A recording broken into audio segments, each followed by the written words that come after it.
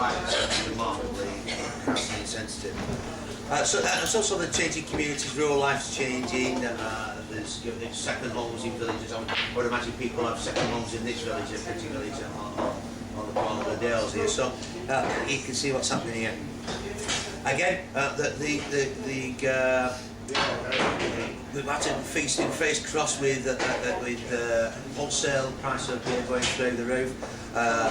Pricing of beer, the 2003 licensing act had a cost on the trade.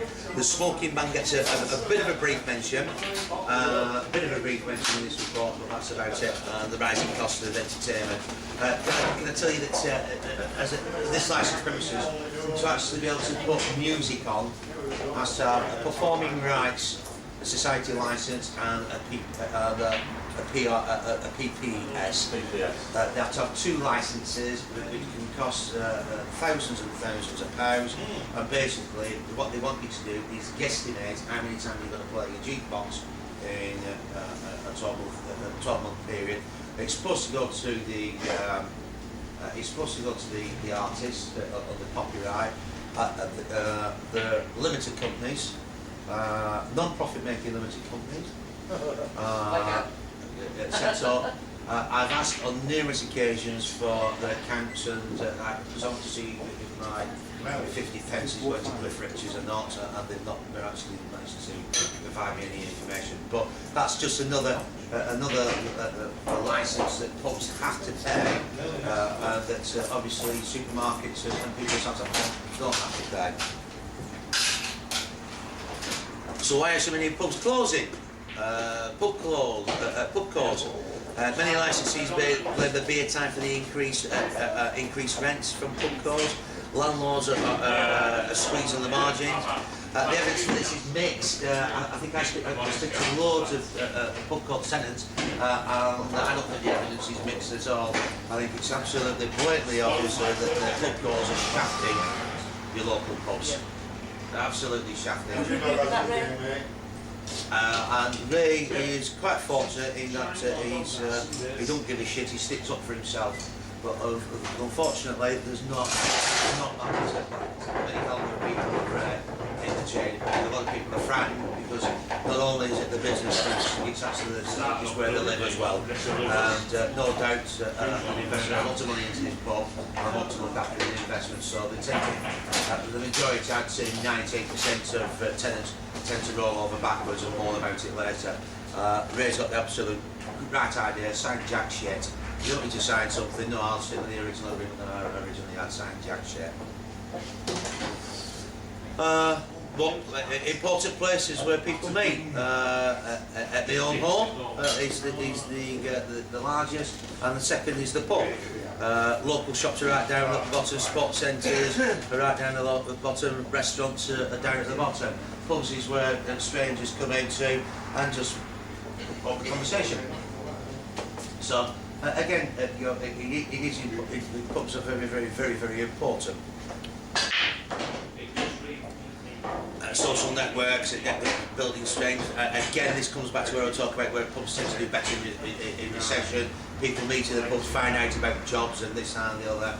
Don't necessarily, my mate's got a job, I'll get him your number, and that type of thing tends to happen. So, again, it's 28% of males use the pub more on a regular basis, and 21% of females. And it's still been, it's always been that kind of a figure, really. So it's a macho place of pubs, and that's why I think many pubs have bullshit corners. These are just some comments that we actually picked up from pub goers.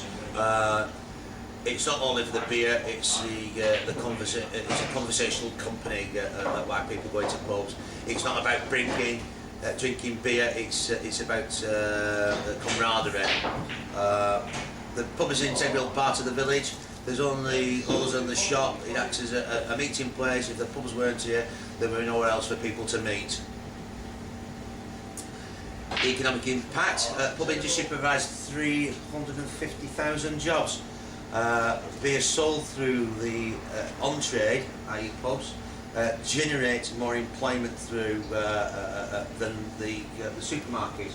It's estimated that for every pint sold in a pub, that creates 18 jobs, where every pint sold in a supermarket creates 2. So you can see where I'm going with this, can't you? You can see where I'm going with this. Beer sold through the pubs supports small regional brewers. Each pub, on average, puts £80,000 into the community, where Tesco's, Asda's, etc., take it out to the community.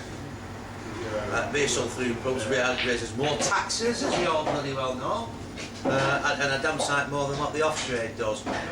Through the brewers are actually in taxes and duty pay 50 times more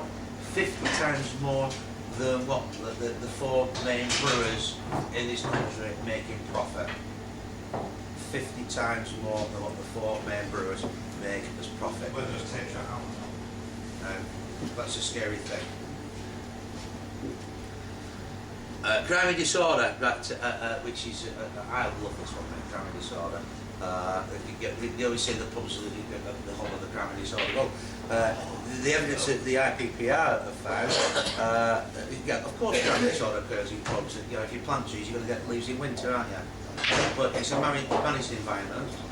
There are fights, there are problems, but not as many as you might think. The majority of pubs experience less than 2 fights a year in a pub, and only 8% experience a fight more than once a week. So all this bullshit that we're being fed through the media and the propaganda that's coming through the media regarding alcohol, and just remember the same propaganda that was fired through the media regarding smoking. Right? It's the same propaganda, and the figures, the government's figures aren't stacking up. But let's be honest now. When have the government's figures ever stacked up? Right? There are poor managed pubs. I mean, we all know there's poor managed pubs. But they're very few and far between these days. I think. I can walk into, and I'm a gobby get me. I can walk into most pubs and not feel threatened or uncomfortable. I think the day of the bad old landlord sat in the corner getting pissed off, it's done and dusted. Well, he can't even afford to buy his own bloody product at £3.30 an hour. So again, the majority of pubs in the UK are